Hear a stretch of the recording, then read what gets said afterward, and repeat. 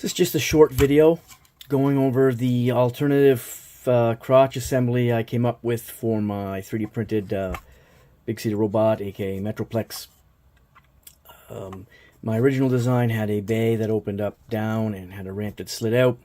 However, when transforming him into battle station mode for the first time, I realized that I had a huge gap under here, like about an inch, thanks to the wheels on the legs. And due to so much weight above him here, he would want to drop and everything would, kilter backwards. So I came up with this design as an alternative to the original crotch. You can print this design. It pairs well with the battle station mode, and what we have here is we have 4 wheels hidden inside. And you open this up. There's a slider here. These 2 tabs tab into these 2 slots here. And you take the slider, you push them, and you've got 2 tabs here and here, and there are 2 slots there that they tab into. When you flip this around, make sure it's all the way back on the slider. There's going to be these notches on either side that are going to tab into those tabs. So you're going to come around, and you're going to go make sure everything's lined up. There we go, everything lined up, and then you just tab them in there, and then you can take these tabs, put them into these notches, and make sure everything's lined up, just like that. And then you got these wheels. Now, I don't have them glued to the 22mm bearings that are in here. Part of the instructions are you glue the bearings to this wheel here, but I didn't bother. This was just rushed, put together, printed on the printer over the last day or 2 after I designed it, so I can get a test print done, make sure everything functions properly. You can still keep this as a bay too. This isn't going to rotate because it's tabbed in the front, but if you want to be safe, you put that there and nothing rotates at all. So it rolls. As of posting this video, these files for this will be available with the other files for Metroplex on CGtrader.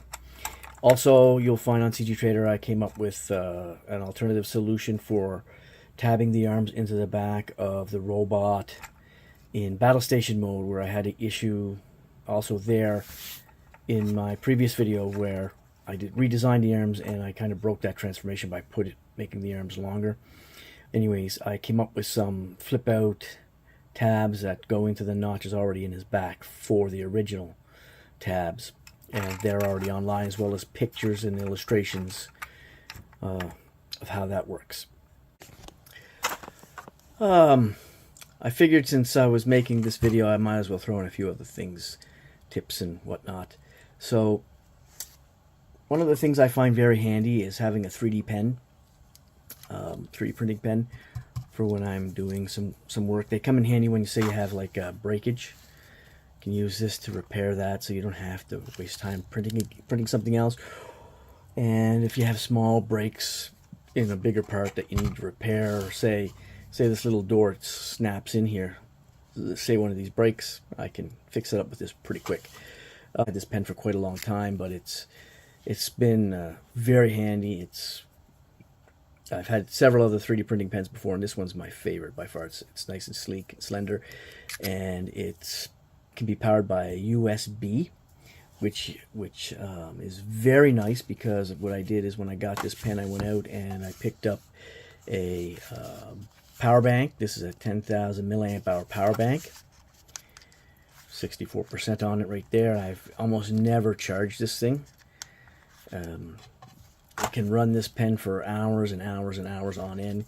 You just plug the pen into the USB port here, back there. I got like a 6-foot cable, and then it makes this portable. This pen, you can take it anywhere and work on any of your 3D printed projects. So this here has been a lifesaver on some of my projects, and I find this a very handy tool, and the battery pack pairs well with it.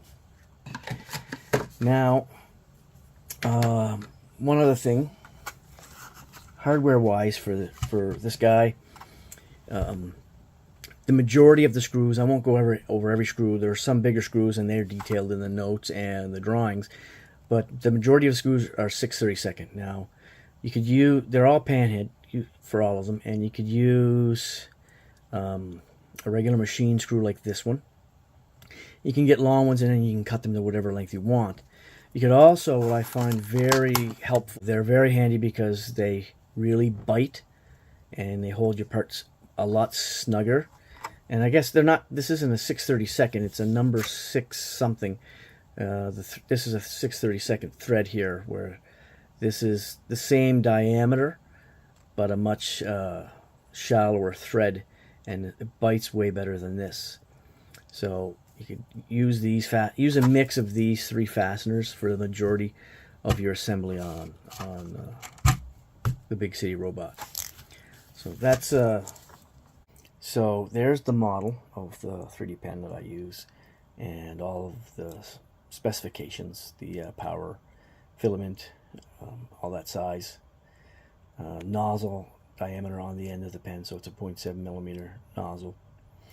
So if that helps with you looking for one for yourself, there you go.